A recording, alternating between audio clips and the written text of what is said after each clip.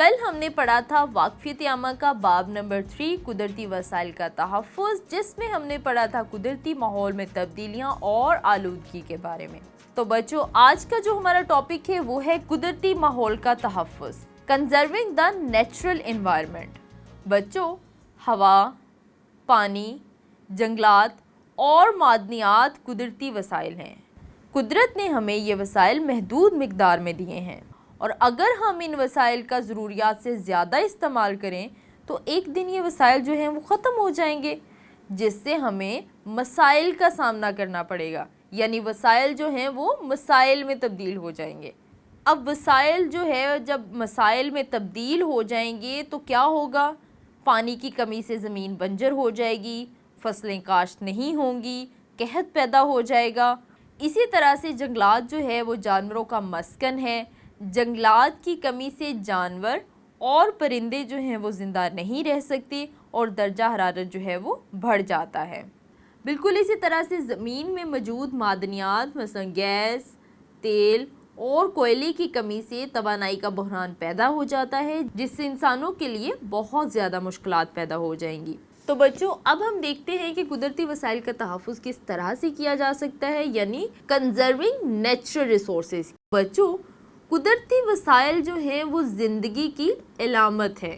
زندگی کو بچانے کے لیے قدرتی وسائل کو تباہ ہونے سے بچانا بہت ضروری ہے۔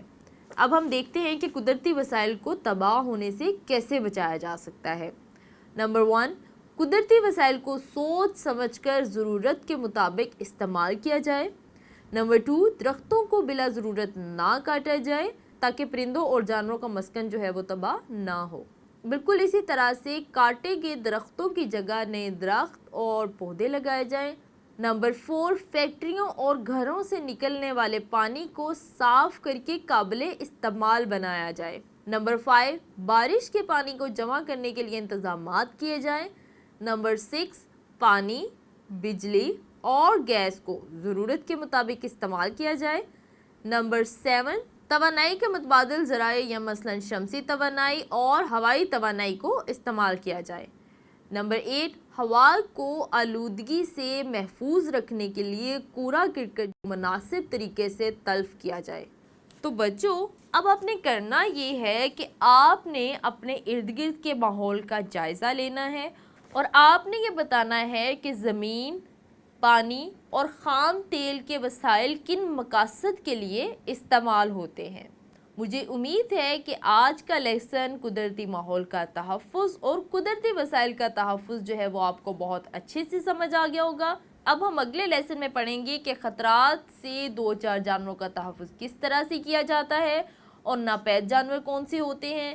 مجھے دیں اجازت، میں ملوں گی آپ سے اگلے لیسن میں، تب تک کے لیے اللہ حافظ۔